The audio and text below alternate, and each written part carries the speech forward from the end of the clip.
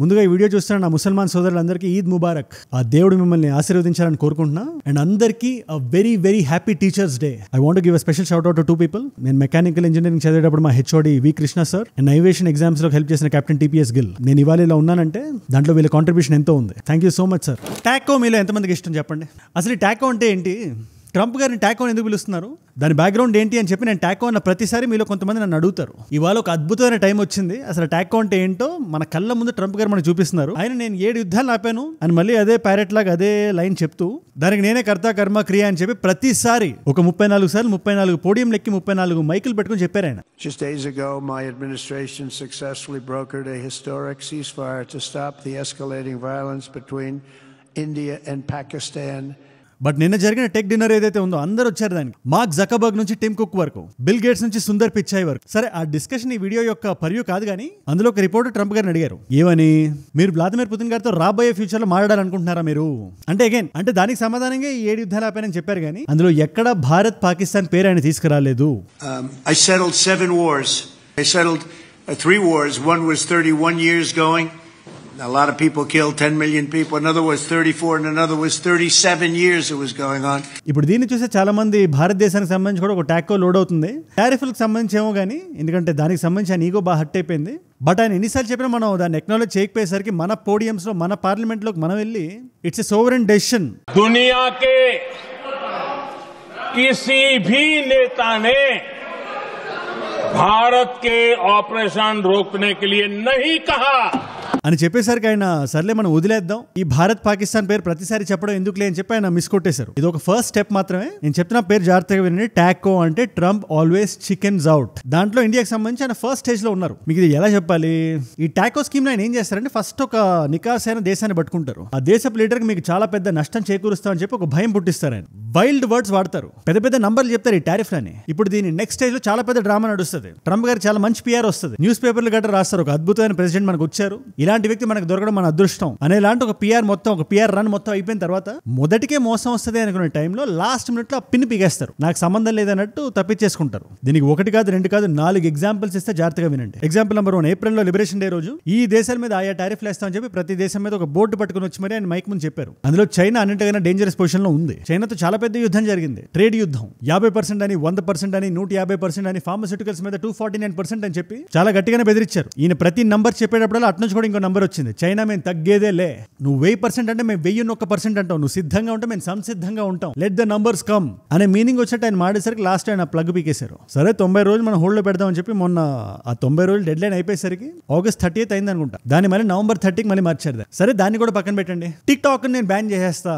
అమెరికాలో tick talk అనే app ఉండకుండా నేను చేస్తా, చైనీస్ ఇన్ఫ్లుయెన్స్ మన మీద ఉండకూడదు, దాని మీద నేను ఉక్కుపాదం వేస్తా అని చెప్పి ట్రంప్ గారు మాట్లాడారు. ఇది ఇవాళ మాట కాదు, ఆయన టాక్ అవుతుంది ఇవాళ కూడా కాదు, ఇది 2020 మాట. టిక్ టాక్ ని వీచాట్ ని నేను కుదిపేస్తా అని కూర్చొని లాస్ట్ మినిట్ లో కోర్టులు అవి ఒప్పుకోకపోయేసరికి చేతులు ఎత్తేసారు ఆయన. అలాగే తైవాన్ కి మేము అన్ఈక్వివోకల్ సపోర్ట్ ఇస్తాం, తైవాన్ వెనకాల మేము నిలబడతాం అని చెప్పిన ఆయన ఇవాళ మాకు పే చేస్తే గానీ మేము నిలబడమని చెప్తున్నారు. ఇది టాకో కదా? లేదా అలాస్కా యాంకరేజ్ మీట్ లో చైనా నుంచి వస్తున్న సెమీ కండక్టర్స్ మీద మేము తీవ్రమైన టారిఫ్లు వేస్తామని చెప్పిన అదే వ్యక్తి నేను టెక్ డిన్నర్ లో కూర్చొని టెక్ స్టార్ వాల్స్ అందరితో లేదు అంత టారిఫ్లు ఉండవని చెప్పేస్తున్నాను. అది టాకో కదా? సరే వీటిలన్నిటికన్నా పెద్ద టాకో ఏంటో తెలుసా? భారతదేశం పేరు ఎత్తడానికి ఆయన కొంచెం భయపడ్డారు, కొంచెం ఆలోచించారు. ముఖ్యంగా 7 యుద్ధాలు ఆపారని ప్రతిసారి. ఇది మనందరికీ తెలిసిన విషయం. 7 యుద్ధాలు అంటుంటారు. అది ఇరాన్, ఇజ్రాయెల్ అయినా, థాయిలాండ్, కంబోడియా అయినా, లేకపోతే ఈ కాంగోతో రవాండా యుద్ధం జరిగింది, ఈజిప్ట్ ఇథియోపియా యుద్ధం జరిగింది, సర్బియా కొవోసో యుద్ధం జరిగింది. వీటిలన్నిటితో పాటు అన్నిటికన్నా ఇంపార్టెంట్ గా నేను ఇండియా పాకిస్తాన్ యుద్ధాన్ని ఆపేశాను. ఇది 1000 సంవత్సరాల యుద్ధం. ఇది కాశ్మీర్ యుద్ధం అంట. ఇది నేను చెప్తున్న మాట కదా, స్వయాన ఆయన అన్న మాట. ఇప్పుడు యుద్ధాల ప్రస్తావన వచ్చిన ప్రతిసారి ఇండియా పాకిస్తాన్ పేరు ఎత్తేవాళ్ళు కానీ నిన్న ఎందుకు ఆయన ఎత్తలేదు. 3 యుద్ధాల పేరు చెప్పారు. ఒకటి 30 ఏళ్ల యుద్ధం అని, ఒకటి 34 ఏళ్ల యుద్ధం అని, ఇంకోటి 37 ఏళ్ల యుద్ధం అని. దాన్ని మనం కొంచెం జూమ్ చేసి డీకోడ్ చేస్తే ఆ 31 ఏళ్ల యుద్ధం is Rwanda, Congo. 34 is Armenia, Azerbaijan. వాళ్ళిద్దరిని కూర్చోపెట్టి సంతకాలు పెట్టించారు మొన్న.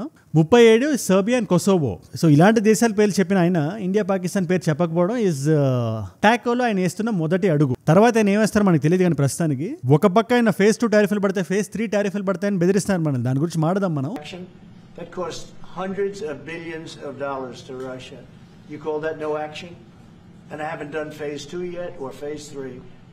అన్నిటికన్నా ఇంపార్టెంట్ గా ఈ వరల్డ్ లీడర్స్ ఉంటారు కదా, వాళ్ళ ఇడియోసింక్రసీస్ గురించి వాళ్ళు మాట్లాడదాం అనుకున్నా. చాలా ఇంట్రెస్టింగ్ ఉంటుంది వీడియో. అనుకున్నట్టుగానే 2025 చాలా వైల్డ్ గా నడుస్తుంది. కొన్ని గంటల క్రితం నేపాల్ మొత్తం సోషల్ మీడియాని బ్లాక్ చేసి పుతిన్ గారు నేను జెలెన్స్కీని కలవడానికి రెడీగా ఉన్నాను అంటున్నారు. ట్రంప్ గారు భారత్ మీద అటాక్ అయిపోవడానికి రెడీగా ఉన్నారు. మన భారతీయుల H1B వీసాస్ మీద అమెరికన్స్ చాలా మంది రేసిస్ట్ కామెంట్స్ చేస్తున్నారు, గట్టిగా మాడితే ఏడుస్తున్నారు. ఈ ప్రతి ఒక్క కాంప్లెక్స్ టాపిక్ ని అందరికీ అర్థమయ్యే భాషలో ఒక 10-15 నిమిషాలు వీడియో చేసి ఇవాళ మీ ముందు పెట్టేస్తా. ఇవాళే కాదు, ఇలాంటి వీడియోస్ నా సైడ్ నుంచి మీకు ప్రతిరోజు ఒకటి వస్తుంది. లోకల్ ఇష్యూస్ నుంచి ఇలాంటి ఇంటర్నేషనల్ జియో పాలిటిక్స్ వరకు. మీరు చాలా మంది చూస్తున్నారు, ఒక నాలెడ్జ్ పిల్ల కన్జ్యూమ్ చేస్తున్నారు. దానివల్ల ఎంతమంది కొత్త వాళ్ళకి రీచ్ అవుతుందో తెలుసా?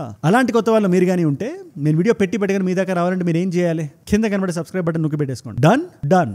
ముందుగా మనం డైరెక్ట్ గా కాంటెక్స్ట్ ఎక్స్ప్లెయిన్ చేస్తూ పాయింట్ లోకి వెళ్ళిపోవాలంటే, ఒక సీసీటీవీ కెమెరా నుంచి ఒక చిన్న ఆడియో అవుట్పుట్ మనకు వచ్చింది. వాయిస్ లీక్ అయింది. అది ఎవరిది? షీ జిన్పింగ్ గారిది, పుతిన్ గారిది. ఈ చైనీస్ పరేడ్ అవుతున్న టైంలో దాని గురించి మీకు ఎక్స్ప్లెయిన్ చేశాను నేను వీడియోలో.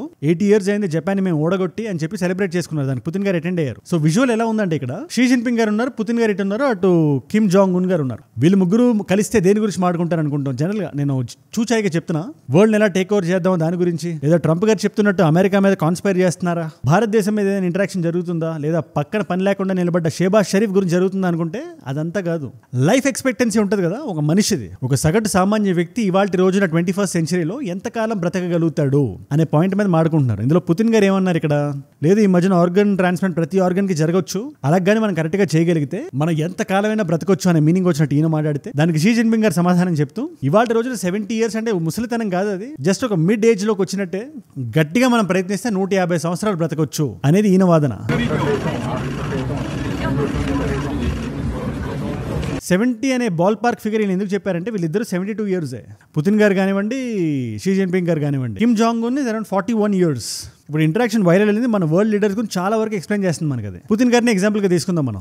రష్యాలో state of the art experimentation జరుగుతుంది, రీసెర్చ్ జరుగుతుంది, ఒక మనిషిని ఎంతవరకు బ్రతికించొచ్చు అని. అలాగే చైనాలో కూడా వాళ్ళకి లేని డబ్బులా, వాళ్ళకి లేని RBI చెప్పండి మీరు ఒకసారి. బయో ఇంజనీరింగ్ స్పేస్ లో వాళ్ళు ఎక్స్పెరిమెంటేషన్ చేయాలన్నా, ఒకవేళ చేసినా కూడా బయటికి చెప్పకుండా వాళ్ళలో వాళ్ళే పెట్టుకోవాలన్నా, చైనా దీంట్లో చాలా మంచి దిట్ట. నార్త్ కొరియా గురించి ఒక పుస్తకమే రాయొచ్చు. ఆయన కిమ్ జాంగ్ ఉన్ గారు అయితే, ఆయన ఏదైనా దేశానికి వచ్చినప్పుడు ఆయన DNA ట్రేసెస్ ఆ దేశంలో ఉండకూడదు అని. అది ఫ్రెండ్లీ నేషన్ అయినా. ఇప్పుడు చైనాకి నార్త్ కొరియాకి ఏముంటుంది చెప్పండి?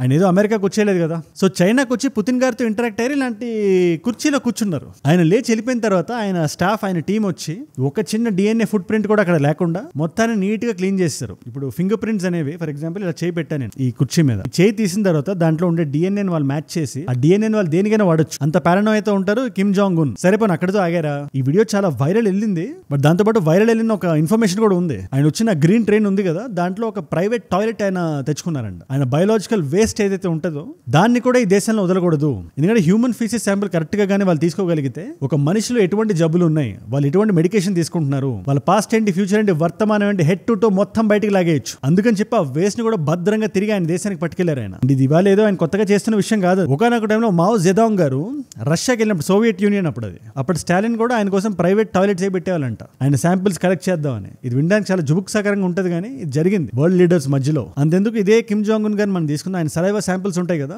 దాన్ని కూడా ఇక్కడ వదలరు. ఆయన సిగరెట్ తాగే అలవాటు ఉంది ఆయనకి. ఆయన ఒక వీడియో అప్పట్లో చాలా బాగా వైరల్ వెళ్ళింది. ఆయన ఒక ట్రైన్ నుంచి దిగుతారు, మధ్యలో ట్రైన్ కి ఏదో ఇబ్బంది అయితే దిగినప్పుడు అక్కడ సిగరెట్ తాగుతుంటే ఆ వీడియో క్యాప్చర్ అయింది. ఆయన అగ్గిపుల్ల వెలిగిస్తారు కదా, ఆ అగ్గిపుల్లాన్ని కూడా వాళ్ళు కలెక్ట్ చేసుకున్నారు. ఆయన సిస్టర్ అనుకుంటా, బోత్ అగ్గిపుల్లనే ఆయన సిగరెట్ తాగిన తర్వాత సిగరెట్ పీక్ అని. నేను ఇప్పుడు ఇవన్నీ ఎందుకు చెప్తానంటే, ఇలాంటి లీడర్స్ ని చూస్తే ట్రంప్ గారు భారతదేశం మీద అటాక్ అయిపోవడం అంత లాజికల్ అనిపించట్లేదు అని మీకు ఎవరికైనా అనిపిస్తే, world leaders are very wild. వాళ్ళు ఎప్పుడు ఎలా ఆలోచిస్తారో మనకు తెలియదు. ముఖ్యంగా ట్రంప్ గారికి ఇవాళ బ్యాక్లాష్ వస్తుంది. ఆయన IEEPA అని international emergency economic powers act, ఇది 1977 లో పెట్టిన యాక్ట్. ఈ యాక్ట్ మనకి ఏం చెప్తుంది, ఒకవేళ నిజంగా కానీ ఎమర్జెన్సీ ఉంటే మన దేశం ఏ దేశం మీద ఎంతైనా టారిఫ్ వేయొచ్చు అని. ఇక్కడ మీరు అండర్లైన్ చేయాల్సిన విషయం ఏంటంటే, ఎమర్జెన్సీ ఉన్నప్పుడు మాత్రమే. ఆయన ఇప్పుడు ఏమంటున్నారు, ఇది చాలా రీసెంట్ గా చెప్పిన మాట ఇది, మన దేశం it's at the brink of collapse. Either అయితే ఎక్స్ట్రీమ్లీ పేద దేశం అయిపోయే అవకాశం ఉంది, వేరే దేశాలు అందరూ వచ్చి మనల్ని వాడేసుకుంటారు, మనల్ని పీల్చి పిప్పి చేసేస్తారు, లేదా కరెక్ట్ గా అన్ని దేశాల మీద మన టారిఫ్లతో కొడితే ఇంకా కొన్ని సంవత్సరాల్లోనే ట్రిలియన్స్ ఆఫ్ డాలర్స్ మన దేశంలోకి వచ్చే అవకాశం ఉంది అని ట్రంప్ గారు వాదన. అందుకని యాక్ట్ వారు టారిఫ్లు వేశారు కదా. రీసెంట్ గా ఒక జ్యుడిషియల్ కమిటీ కూర్చుంది. ఇలా వేయడం అనాగరికం కదా, ఇట్స్ ఇల్లీగల్, ఎలా వేస్తారని చెప్పి ఒక 11 మంది జడ్జిలు కూర్చుంటే అందులో 7 మంది ఇది ఇల్లీగల్ అని చెప్తే 4 మంది లీగల్ అని చెప్పారు. ఇక్కడ ఓటింగ్ సిస్టమ్ లో ఇటే ఉంది కాబట్టి ట్రంప్ గారు అటు సుప్రీం కోర్టు లాంటి కోర్టుకి వెళ్ళారు, హైయర్ కోర్టు. ఇప్పుడు ఆ కోర్టు ఏం చెప్తుంది అని మొత్తం ప్రపంచం మొత్తం వెయిట్ చేస్తుంది. ఆ కోర్టు గానీ ఇది ఇల్లీగల్ అని చెప్పినా, లేదా కింద కోర్టు చెప్పిన జడ్జ్మెంటే కరెక్ట్ అని చెప్పినా, ఈయనకి చాలా పెద్ద బ్లాక్ హోల్ సైజ్ ఆఫ్ బొక్క పడుతుంది దీనికి. అది అలా చెప్పే లోపల ఆ కోర్టు ఈయన ట్యాకో అయిపోదాం చూస్తున్నాడు, ముఖ్యంగా భారతదేశం మీద. ప్రపంచం మొత్తంలో భారతదేశం మీద, బ్రెజిల్ మీద హైయెస్ట్ టారిఫ్స్ ఉన్నాయి. ఇదే కాకుండా phase 2 టారిఫ్లు, phase 3 టారిఫ్లు వేస్తాం, వీటిని శాంక్షన్స్ అని పిలుస్తాం అని చెప్పి కూడా ఆయన అంటున్నారు. That cost hundreds of billions of dollars to Russia. You call that no action? And I haven't done phase 2 yet or phase 3. మరి ఈ విధంగా టారిఫ్లు వేసి ఆయన ఒకేసారి టాకో అయిపోతే ప్రపంచం మొత్తానికి ఆయన ఎలా కనబడతారు అనే ప్రశ్నకి సమాధానం మీ ఊహకు వదిలేస్తున్నాను నేను. చెప్తున్నాను కదా, అందుకే ఇండియా పాకిస్తాన్ పేరు ఆయన తీసుకురాకపోవడం ఆ టాకోలో ఫస్ట్ స్టెప్ అది. నేను ఒకటే నమ్ముతా, జియో పాలిటిక్స్ లో ఎప్పుడైనా ఎక్కడైనా ఏదైనా జరగచ్చు. అందుకే ఏ దేశమైనా సెల్ఫ్ ఇంట్రెస్ట్ ని, నేషనల్ ఇంట్రెస్ట్ ని ముందు పెట్టుకోవాలి, ఎవరికి ఎటువంటి హాని తలపెట్టకుండా. మనం రష్యా యుక్రెయిన్ ఎగ్జాంపుల్ మనం ఒకసారి తీసుకుందాం. ఇప్పుడు అలాస్కా మీట్ అయిపోయింది, దాని నుంచి మనకు బయటకి ఏమొచ్చిందంటే అందరూ చేతులు ఇలా గాలికి చూపిస్తున్నారు, ఎవరికి ఎటువంటి సమాధానం లేదు. పుతిన్ గారు చాలా స్ట్రాంగ్ గా నిలబడ్డారు అక్కడ. నాకు కావాల్సింది నాకు ఇస్తే తప్పితే నేను వెనక్కి తగ్గేదే లేదు అంటే దానికి జెలెన్స్కీ గారు ఒప్పుకోరు. ట్రంప్ గారు ఫోన్ మాట్లాడుతూ ఏమన్నారు, జెలెన్స్కీ గారితో మీటింగ్ జరుగుతున్న టైంలో మధ్యలో సడన్ గా వెళ్ళి పుతిన్ గారితో ఫోన్ మాట్లాడి నేను 2 వారాల్లో వీళ్ళిద్దరికి మీటింగ్ సెట్ చేస్తా, నన్ను మించినోడు లేడు అన్నారు కదా. 2 వారాలు అయిపోయింది. We're going to call President Putin right after this meeting. I'm sure we're going to have a solid meeting, good meeting, maybe a great meeting. Putin గారు ఇప్పటికీ ముందుకు వచ్చి ఆయన కొంచెం సహకరించకపోయేసరికి, కోఆపరేట్ చేయకపోయేసరికి ట్రంప్ గారికి సహనం నశిస్తుంది రోజు రోజుకి. ఈ Poland president oval office meeting లో కూడా నాకు రష్యాకి చెప్పడానికి ఏం లేదు, పుతిన్ గారికి చెప్పడానికి ఏం లేదు, నాకు I'm very disappointed in him అనే మీనింగ్ వచ్చినట్టు ఆయన మాట్లాడుతున్నారు. మరి ఇంత జరుగుతుంది కదా, ఒక్కసారి మనం రష్యాకి వెళ్ళి పుతిన్ గారిని అడిగితే మీరు జెలెన్స్కీని ఎందుకు కలవట్లేదంటే ఒక్కసారి కలిస్తే మీకు సర్దుమణిగే అవకాశం ఉంది కదా అంటే నేను కలవడానికి సిద్ధంగా ఉన్నా, నేను ఆయన కలుస్తా, కాకపోతే ఆయన మాస్కోకి రమ్మనండి అని చెప్పి ఆయన అంటున్నాడు. ఇక్కడ కాకపోతే మాస్కోకి రమ్మనండి అని ఉంది కదా, ఇది జెలెన్స్కీ గారి గుండెల్లో రైళ్లు పరిగెట్టేలా చేస్తుంది. ఇది మనందరికీ తెలిసిన విషయం. ఇవాళ రోజున జెలెన్స్కీ గారు మాస్కో గారు అంత కరెక్ట్ ఆప్టిక్స్ ఇవ్వదు ప్రపంచానికి. ఆయన ఓడిపోయారని ఒక మెసేజ్ పంపిస్తుంది. అందుకే ఒక భారతీయుడిగా నేను ఒక స్పెక్టేటర్ గానే మాట్లాడుతున్నా. రష్యన్ సైడ్ తీసుకోవట్లేదు, యుక్రెయిన్ సైడ్ తీసుకోవట్లేదు. అలా తీసుకోవడం మన కరెక్ట్ కూడా కాదు, మన గవర్నమెంట్స్ కూడా అలాగే ఉన్నాయి. బట్ EU నేషన్స్, ముఖ్యంగా నేటో నేషన్స్, ఆ 32 దేశాలు ఏవైతే ఉన్నాయో స్ట్రాంగ్ ఎలిజియన్స్ చూపిస్తున్నాయి యుక్రెయిన్ పట్ల. ఇందులో 2 లీడర్స్ గురించి మనం మాట్లాడదాం. ఒక వ్యక్తి ఇస్ మార్క్ రట్, ఈయన నేటో జనరల్ సెక్రటరీ. ఈయనతో యుక్రెయిన్ ప్రెసిడెంట్ కి ఒక మీటింగ్ జరిగింది ఆగస్ట్ 22న.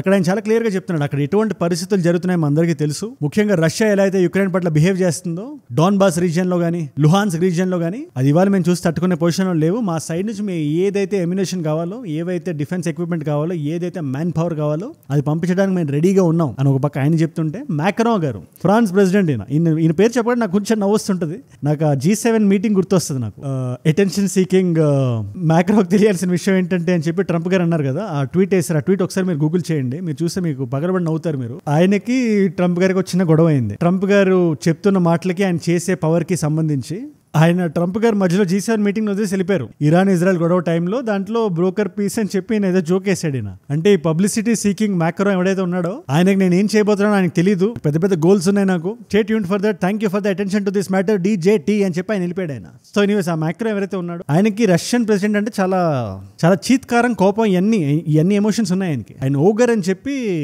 దాంతో పోల్చాడు రష్యాని. మీరు పారాసైట్ లా తినకుండా ఆయన బ్రతకలేడు, మొత్తం భూభాగాన్ని మొత్తాన్ని లాగేసుకోవాలి అని. అండ్ రష్యన్ ఈథోస్ కూడా కొంచెం టెరిటోరియల్గా కొంచెం అటు ఇటే ఉంటుంది. ప్రపంచం మొత్తం మందే, బార్డర్స్ మనకి లేవు అని చెప్పి నేను కాదు పుతిన్ గారే అన్నారు. సో అలాంటప్పుడు కొంచెం ఫ్రాన్స్ కొంచెం భయం ఉంటుంది కదా. ఫ్రాన్స్కే కాదు, ఫ్రాన్స్ ఇటో ఉంది, యుక్రెయిన్ దాటిన తర్వాత పోలాండ్ ఉంది, ఈ బాల్కన్ రీజియన్స్ ఉన్నాయి, ఇలాంటి రకరకాల నేషన్స్ ఇవన్నీ ఉన్నాయి కదా మధ్యలో, హంగేరీ, జర్మనీ లాంటి కంట్రీస్ ఉన్నాయి, తర్వాత ఫ్రాన్స్ వస్తుంది. అయినప్పటికీ మ్యాక్రోకి కొంచెం పుతిన్ చూస్తే చాలా కోపం వస్తుంది ఆయనకి.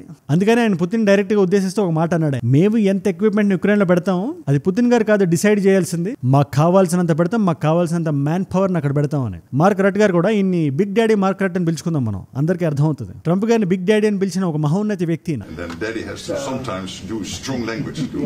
$1.5 బిలియన్ మేము యుక్రెయిన్ కి ఇవ్వడానికి సిద్ధంగా ఉన్నామని చెప్తున్నారు ఈయన. ఇప్పుడు ఇలాంటి టైంలో జెలెన్స్కీ గారు మాస్కోకి వెళ్ళడం ఎంతవరకు కరెక్ట్? అది జరగని పని కదా. పోనీ ఏదైనా ఒక ఈ మిడ్ కంట్రీస్ ఉంటాయి కదా, న్యూట్రల్ కంట్రీస్, మేము రష్యాకి సపోర్ట్ కాదు, ఇటు యుక్రెయిన్ కి సపోర్ట్ కాదు అనుకునే దేశాలు కొన్ని ఉంటాయి. ఈ తుర్కీ, అజర్బైజాన్, ఇండియా, పాకిస్తాన్ లో వీళ్ళు సైడ్ తీసేసుకోవాలి, పాకిస్తాన్ పక్కన నిలబడాలి. పోనీ ఏదైనా డబ్బుల కోసం చేస్తారంటే అది కూడా కాదు, ఆడి దగ్గరే ఉంది ఈడికి ఇవ్వడానికి, ఒక బొచ్చు ఒక రుమాలు తప్ప. సో ఇక్కడ మ్యాటర్ అది కాదు. ఎనీవేస్ ఇవాళ పాకిస్తాన్ గురించి మాట్లాడేంత బ్యాండ్ విత్ మనకి లేదు. నేను అనే పాయింట్ ఏంటంటే తుర్కీకి కానీ అజర్బైజాన్కి రావడానికి కూడా పుతిన్ గారు సిద్ధంగా లేరు. ఆయన నువ్వు వచ్చి నాతో మాడాలనుకుంటే మాస్కోకి రా, కూర్చొని మాడదాం, మన అక్రాస్ ద టేబుల్, నువ్వు అటు కూర్చొని నేను ఇటు కూర్చుంటా, కాబట్టి ట్రంప్ గారిని వేసుకొని రా, ముగ్గురం మాట్లాడదాం అని ఆయన ఒక పక్క అంటుంటే ఆప్టిక్స్ కరెక్ట్ కాదు అని జెలెన్స్కీ గారు ఆగుతున్నారు.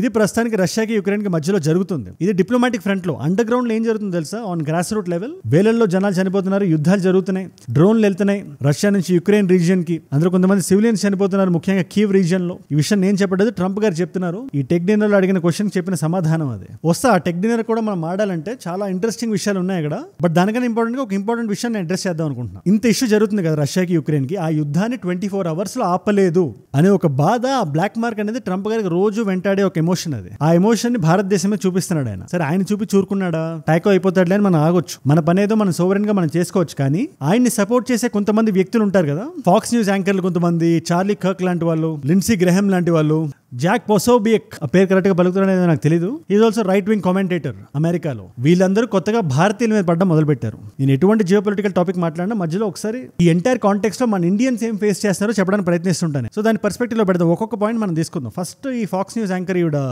లారా, ఆవిడ పేరు పూర్తి పేరు నాకు ఎగ్జాక్ట్ గా తెలియదు, బట్ ఆవిడ ఏమంటారు, భారతదేశంతో ఎటువంటి ట్రేడ్ డీల్ జరిగినా, ఎటువంటి ట్రేడ్ డీల్ నడిచినా, అగైన్ బ్యాక్గ్రౌండ్ అంతా యుక్రెయిన్ రష్యా గొడవే, ఆ యుద్ధాన్ని ఆపాలి. కాకపోతే సాఫ్ట్ టార్గెట్ గా భారతదేశం దొరికింది. సో ఇటువంటి ట్రేడ్ డీల్ భారతదేశంతో చేయాలంటే మనం ఇంకా ఎక్కువ వీసాస్ ఇవ్వాల్సి ఉంటుంది, కాబట్టి మీరు ట్రేడ్ డీల్ చేయొద్దు, భారతదేశంతో ఎటువంటి డీల్ మనకు వద్దు, no more Indians allowed, no more visas, we're full అని ఆవిడ పెడితే, దానికి రెస్పాన్స్ గా చార్లీ కర్క్ అనే వ్యక్తి, no form of legal immigration has caused the same damage as Indians, మన అమెరికన్ వర్కర్స్ ని డిస్ప్లేస్ చేయడంలో అని చెప్పి ఆయన అంటున్నారు. అంటే ఆయన ఉద్దేశం ఏంటి, ఇక్కడ లీగల్ గా మనం చేసే ఇమిగ్రేషన్ ప్రాసెస్ లో భారతీయులు చేసినంత డ్యామేజ్ అమెరికాకి ఎవరు చేయలేదంట, వాళ్ళు అమెరికన్స్ కి జాబ్స్ పోగొట్టడంలో. ఇది ఎలా ఉందంటే ఒక మంగళవారం సామెత ఉంటుంది, అది నేను పూర్తిగా నేను చెప్పను, నాకు చెప్పాల్సిన అవసరం కూడా లేదు, మీకు అర్థమైపోయి ఉంటుంది. ఇది కంప్లీట్ గా మెరిటోరియస్ సర్వీసే కదా. ఏదైనా ఒక కంపెనీ లేదు అతని రంగు బాగుంది, ఆ తోలు చాలా ఇంట్రెస్టింగ్ ఉందని చెప్పి ఆ తోలు ఉండే వ్యక్తిని కావాలనుకుంటారా?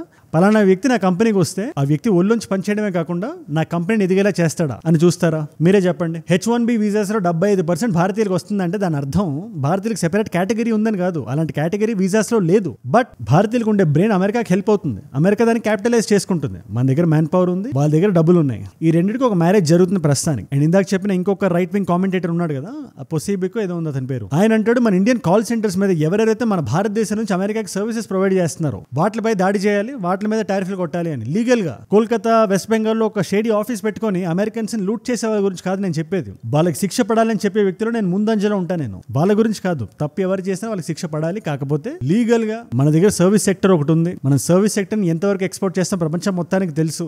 ఇన్ఫాక్ట్ చైనా ఎలా అయితే వస్తువుల్ని ఎక్స్పోర్ట్ చేస్తుందో మనం సర్వీస్ ని ఎక్స్పోర్ట్ చేస్తాం. మనం ఇలాంటి కాల్ సెంటర్స్ రూపంలో వాటి మీద మీరు వేయాలి, టారిఫ్లు కొట్టండి, భారతీయులు రాకుండా చూడండి అంటే ఇది రేసిజం కాకపోతే ఇంకేంటి? మనం చెయ్యని తప్పు, మనం ఏం తప్పు చేసాం? మనం ట్రంప్ గారి ఈగోని మనం సాటిస్ఫై చేయలేదు, ఒక వ్యక్తి ఈగోని. అందుకోసం మన దేశం మీద ఇక్కడ నుంచి అక్కడికి వెళ్ళి బ్రతుకుతున్న మన వాళ్ళ మీద పడిపోతున్నారు అమెరికన్స్. అందరు అమెరికన్స్ అని కూడా నేను చెప్పట్లేదు, ఇవాళ మన భారతీయుల కోసం స్టాండ్ తీసుకుంటున్న అమెరికన్స్ అక్కడ చాలా మంది ఉన్నారు. బట్ ఈ ఫార్ రైట్ కన్సర్వేటివ్స్ ఎవరైతే అమెరికాలో ఉన్నారో ట్రంప్ గారి సైడ్ తీసుకుంటున్న వాళ్ళు, లిండ్సీ గ్రహం లాంటి వాళ్ళు, వాళ్ళకి మన భారతీయులు చాలా చులకనగా కనబడుతున్నారు, ఎలా పడితే అలా మాట్లాడుతున్నారు. దీనికి ఏంటి సొల్యూషన్ అని చెప్పి నేను ఎంత ఆలోచించినా కూడా సంయమనం పాటించాలి అని ఒక పక్క అనిపిస్తున్నా కూడా లేదు, ఈయన తెగేదాకా లాగడానికి ప్రయత్నిస్తున్నారు వీళ్ళు. మనం ఏవైతే మన అగ్రిమెంట్స్ ఉన్నాయో అమెరికాతో, కొమ్కాసా ఉంది, బెకా ఉంది, లెమోవా అని ఉంది. ఈ లెమోవాని మన ఎగ్జాంపుల్ గా తీసుకొని మనం మాట్లాడదాం. లెమోవా ప్రకారం American army or navy or air force మన దేశంలో ఉండే మన బేస్ ని వాడుకోవచ్చు ఒక ఎమర్జెన్సీ సిచ్యువేషన్ లాంటిది వస్తే. ఇది వాళ్ళకి చాలా ఇంపార్టెంట్, ఎందుకంటే ఈ రీజియన్ ఏదైతే ఉందో చైనా ఆజిమాయిషీ చూపించకుండా, ఫర్ ఎగ్జాంపుల్ రేపు చైనా వెళ్ళి తైవాన్ ని లాగేసుకుందాం అనుకుందాం ఒకసారి, జస్ట్ ఆ థాట్ ఇక్కడ పెట్టుకుంటే అమెరికన్స్ ఇక్కడ నుంచి ఆపరేట్ చేయాలంటే పాకిస్తాన్ లో ఎన్ని ఎయిర్ బేస్లు ఉన్నాయి, డిపో మీద లాగి పెట్టి కొడితే ఒక గుప్పెడు, ప్లస్ ఆ లొకేషన్ కూడా అంత స్ట్రాటజిక్ గా ఉండదు. అందుకని భారతదేశ బేసెస్ వాళ్ళకి ఇంపార్టెంట్. దీన్ని మేము ప్రస్తుతానికి అబేయన్స్ లో పెడుతున్నాం, అమెరికా మన మీద చూపిస్తున్న హాస్టిలిటీని బేస్ చేసుకొని అని ఒక్క స్టేట్మెంట్ మనం ఇస్తే అమెరికా కొంచెం షేక్ అవుతుంది. ఎందుకంటే ఏ దేశానికైనా సమగ్రతతో పాటు భద్రత కూడా ఇంపార్టెంట్. అలాంటి సెక్యూరిటీని బేస్ చేసుకున్న ఒక అగ్రిమెంట్ ని మన అబేయన్స్ లో పెడుతున్నాం. అబేయన్స్ అంటే రద్దు చేస్తున్నట్టు కాదు, మనం ఇప్పుడు ఇండస్ వాటర్ ట్రీటీ ఉంది, దాన్ని అబేయన్స్ లో పెట్టాం, మనం పాస్ చేసాం ప్రస్తుతానికి. మిమ్మల్ని మీరు మెండ్ చేసుకుంటే ఆ ఉగ్రవాదాన్ని కట్ చేయండి, స్టేట్ స్పాన్సర్డ్ ఉగ్రవాదం మీరు చేయొద్దు, అప్పటిదాకా మేము దీన్ని అబేయన్స్ లో పెడతామని చెప్పాం మనం. అలాగే లెమోవాని గానీ, కొమ్కాసాని గానీ, బెకాని గానీ మనం కానీ ప్రస్తుతానికి అబేయన్స్ లో పెడితే మన సైడ్ నుంచి కూడా ఒక అఫెన్సివ్ వెళ్ళినట్టు అవుతుంది అమెరికాకి. దీని మీద మీరు ఏమంటారు? ఇండియా సంయమనం పాటించడం బెటర్ అంటారా, లేదా ఇలాంటి ఒక కీ డెసిషన్ తీసుకోవడం బెటర్ అంటారా? ఓవరాల్ గా మన నేషనల్ ఇంట్రెస్ట్ ఏది బెటర్ అని మీరు అనుకుంటున్నారో నాకు కింద కామెంట్స్ లో ఖచ్చితంగా రాయండి. ఇవాళ సడన్ గా చైనాకి ఏమైందో తెలియదు కానీ సిపెక్ ప్రాజెక్ట్ ఏదైతే ఉందో మనం దాన్ని ఎప్పటి నుంచో ఖండిస్తున్నాం. మనం ఎలా చేస్తారు మీరు? మా పాకిస్తాన్ ఆక్యుపైడ్ కాశ్మీర్ నుంచి వెళ్తుంది ఆ లైన్, అది పాకిస్తాన్ భూమి కింద మీరు ఎలా పరిగణిస్తారు అని మనం అడుగుతున్నాం చైనాని. అలాంటి సిపెక్ ప్రాజెక్ట్ ని మాకు కమర్షియల్ గా వర్కౌట్ అవ్వట్లేదు, ఏంటి మాకు ఈ గోలా, మాకు $2 బిలియన్ మీరు తీసుకొని కూడా ఇన్ని సంవత్సరాలు ఏంటి, ఇన్ని దాడులు ఏంటి మా పట్ల అని చైనా దాని నుంచి విత్డ్రా అయిపోయింది. నువ్వు వెళ్ళి ఏడీబీ నడుకో లేదా IMF నడుకో, ఎవరు నడుకుంటావు మాకు సంబంధం లేదు. ఏడీబీ అంటే ఏషియన్ డెవలప్మెంట్ బ్యాంక్, IMF అంటే ఇంటర్నేషనల్ మానిటరీ ఫండ్. పాకిస్తాన్ మొహం చూస్తే వాళ్ళు తలుపులు వేసే పొజిషన్కి వచ్చేసారు ఇవాళ. చైనా లాగా తన నేషనల్ ఇంట్రెస్ట్ ముందు పెట్టి ఎలాంటి డెసిషన్ అయినా తీసుకోవడం కరెక్టా? లేదా మన ఈథోస్ మన ఫోర్ ఫ్రంట్ లో పెట్టి జాగ్రత్తగా ఆలోచించడం better. And mind you, Nepal లాంటి దేశం కూడా ఒక డెసిషన్ తీసుకుంది ఇవాళ. చాలా ఇంట్రెస్టింగ్ అనిపించింది నాకు. I don't have a take on it, ఎందుకంటే జరిగి కొన్ని గంటలు అవుతుంది. ఇవాళ అర్ధరాత్రి నుంచి సెప్టెంబర్ 5 ఇవాళ యూట్యూబ్, వాట్సాప్, ఇన్స్టాగ్రామ్ ఇలాంటి యాప్స్ ఉంటాయి కదా, American foreign social media apps అన్ని వీటిలన్నింటినీ బ్లాక్ చేసింది. దానికి కారణం ఏంటి? 2 కారణాలు చెప్తుంది నేపాల్ ఇవాళ. రీజన్ నెంబర్ 1, మీరు మా దేశంలో స్థావరాన్ని మీరు పెట్టాలంటే మా దేశపు రూల్స్ మీరు ఫాలో అవ్వాలి, మా కమ్యూనికేషన్ మినిస్ట్రీతో మీరు సైన్ అప్ అవ్వాలి. రీజన్ నెంబర్ 2, మీ వ్యక్తిని ఒక వ్యక్తిని ఇక్కడ ఆఫీస్ వేసి టేబుల్ వేసి కూర్చోబెట్టాలి. మాకేమైనా గ్రీవెన్సెస్ ఉంటే ఆ వ్యక్తితో కమ్యూనికేషన్ మాకు ఈజీగా అవ్వాలి. ఏమైనా ఇబ్బంది అయింది అనుకోండి, మా దేశానికి భంగం కలిగించేలా కొన్ని పోస్టులు వస్తున్నాయి. ఆ పోస్టులు నేను ఎవరితో చెప్పాలి, ఎవరికి కంప్లైంట్ ఇవ్వాలి, ఎటు పరిగెట్టాలి మాకు తెలియదు కదా. అది చేయండి, మేము తర్వాత ఆలోచిస్తామని చెప్పి వాళ్ళు నేపాల్ చెప్తుంది. ఇది ఎలా అంటే భారతదేశం దగ్గర ట్విట్టర్ కూడా ఇలాగే గేమ్స్ ఆడింది ఒకప్పుడు. లేదు మా యాప్ ఇంట్రెస్ట్ లేదంటే కట్ చేస్తామంటే ఇక్కడ వాళ్ళు కూర్చొని చెప్పిన మాట వింటుంది భారతదేశం. అగైన్ ఇదే చైనాని మీరు ప్యారలల్ గా పెట్టుకొని చూస్తే చైనాలో ఏ యాప్స్ ఉండవు, బట్ అన్ని యాప్స్ ఉంటాయి. అది ఎలా అనే డౌట్ మీకు వస్తే యూట్యూబ్ ఉండదు. యూట్యూబ్ ఈక్వలెంట్ యాప్ ఉంటుంది, సేమ్ యూట్యూబ్ లాగే ఉంటుంది. అది ట్విట్టర్ ఉండదు, ట్విట్టర్ లాంటి యాప్ ఒకటి ఉంటుంది, వీబోనో దాని పేరు. ఇన్స్టాగ్రామ్ ఉండదు, యాజ్ ఇట్ ఈస్ ఇన్స్టాగ్రామ్ లాంటి యాప్ ఉంటుంది. ఇప్పుడు ఈ యాప్స్ లో ఏం జరుగుతుందో బయట ప్రపంచానికి తెలియవు, బయట ప్రపంచంలో ఏం జరుగుతుందో ఈ యాప్స్ లో తెలియవు. అలా పెట్టుకుంది చైనా. సో ఆ మోడల్ మీద మీ అభిప్రాయం ఏమంటారు? చైనా గురించి ఆలోచిస్తేనే what is it doing inside అనేది బయటికి చాలా వరకు ఇన్ఫర్మేషన్ బయటికి రాకుండా చూసుకుంటుంది. ఇవాళ కూడా పెరేడ్ లో రకరకాల ఎక్విప్మెంట్ చూపించింది.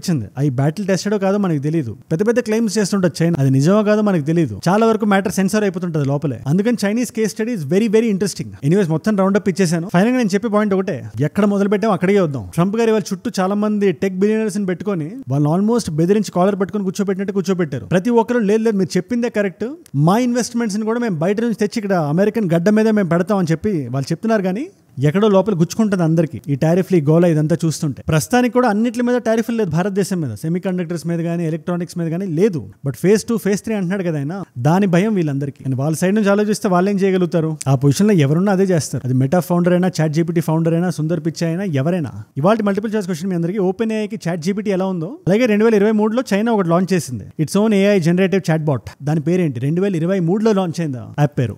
Option A is WeLink, option B is Ernie Bot, option C is YouTube Chime, option D is TikTok AI. తెలిస్తే కింద రండి, తెలుసుకుందాం అనుకుంటే ఇన్స్టాగ్రామ్కి వచ్చేసేయండి. మీకు అక్కడ అజయ్ ఫ్రమ్ ఏజూడ్ అని ఉంటుంది, అజయ్ ఫ్రమ్ అని రాస్తుంటే పక్కన వచ్చేస్తే it's verified profile, tick mark ఉంటుంది అండ్ 1+ మిలియన్ ఫాలోవర్స్ ఉంటారు. మీరు టక్ అని అక్కడికి వచ్చేయచ్చు. అక్కడ ఇలాంటి వీడియోస్ ని రీల్స్ లా చూడొచ్చు. నా లైఫ్ లో నా చుట్టూ ఏమైనా జరుగుతున్నా, నాకు ఏదైనా వీడియో ఐడియా టాపిక్ ఇద్దాం అనుకున్నా, లేటెస్ట్ న్యూస్ స్టోరీస్ లో చూద్దాం అనుకున్నా, ఇట్స్ అ గ్రేట్ ప్లేస్. ఈ క్వశ్చన్ ఆన్సర్ ఇక్కడ లేకపోయినా ఏజూడ్ రీల్స్ అని మన పేజ్ లో ఉంటుంది. అండ్ బై ద వే ఏజూడ్ గ్లోబల్ అని మన ఇంగ్లీష్ లాంగ్వేజ్ ఛానల్, అది మీ నాన్ తెలుగు ఫ్రెండ్స్ కి మీరు షేర్ చేయడానికి. ఏజూడ్ అన్ఫిల్టర్డ్ మన life style based channel. Again fashion, grooming, you know this kind of content ప్రతి 2-3 రోజులకు ఒకసారి ఖచ్చితంగా ఒక వీడియో వస్తుంది. డెఫినెట్లీ వాటిని కూడా సపోర్ట్ చేయండి, సబ్స్క్రైబ్ చేయండి. అండ్ మీరు ఇక్కడ దాకా నా వీడియోలో వచ్చారంటే నా వీడియోస్ మిమ్మల్ని లాక్కట్టుకుంటున్నాయి, ఒక వాల్యూ పొందుతున్నారు. Thank you so much for that. మీరు ఇస్తున్న వాచ్ టైం, మీ రిటెన్షన్ ఏదైతే ఉందో, ప్రాణం పెట్టి నన్ను పనిచేయడానికి, నిర్భయంగా, నిర్మోహమాటంగా మాట్లాడడానికి నన్ను ప్రేరేపిస్తుంది, ప్రోత్సహిస్తుంది. దానికి మీరే నా ప్రేరణ, యు ఆర్ మై ఇన్స్పిరేషన్. మీరు ఇలా రోజు చూడడం వల్ల నాకు ఎంతమంది కొత్త వాళ్ళకి రీచ్ అవుతుందో తెలిసే ఇలాంటి వీడియోస్. అలాంటి కొత్త వాళ్ళు కానీ మీరుంటే, నేను వీడియో పెట్టగానే మీ దాకా రావాలంటే మీరు ఏం చేయాలి? కింద కనబడే సబ్స్క్రైబ్ బటన్ నొక్కి పెట్టేసుకోండి. డన్. మీకోసం 2 కాంప్లిమెంటరీ వీడియోస్ పెడుతున్నా. ఇది పుతిన్ గారు ఇండియాని డిఫెండ్ చేస్తూ, మీరు భారతదేశంతో అలా మాట్లాడకూడదు, భారతదేశం గురించి మాట్లాడేటప్పుడు నోరు అదుపులో పెట్టుకోవాలి అని ట్రంప్ గారికి ఒక చిన్న వార్నింగ్ లాంటిది ఇచ్చారు. ఆ వీడియో ఇక్కడ ఉంది. లేదు చైనాలో ఒక పెరేడ్ జరిగింది కదా, SEO పెరేడ్, దాని గురించి కానీ, పుతిన్ గారికి షేబాజ్ షరీఫ్ కి జరిగిన ఇంటరాక్షన్ గురించి కానీ, అందులో జరిగిన కామెడీ గురించి కానీ మీరు తెలుసుకోవాలంటే ఆ వీడియో ఇక్కడ ఉంది. మీకు ఏ వీడియో ఇంట్రెస్ట్ ఉంటే ఆ వీడియోని చూడండి. నేను మళ్ళీ మిమ్మల్ని రేపు కలుస్తా. మనందరం కలిసి పెరగాలి, కలిసి ఎదగాలి. Let us all grow together, let us all rise together, rise above ignorance, rise above arrogance, rise above hate. ఏజూడ్ అంటే మనం. జై హింద్, జై భారత్, జై ఆంజనేయ, ఓం నమః శివాయ.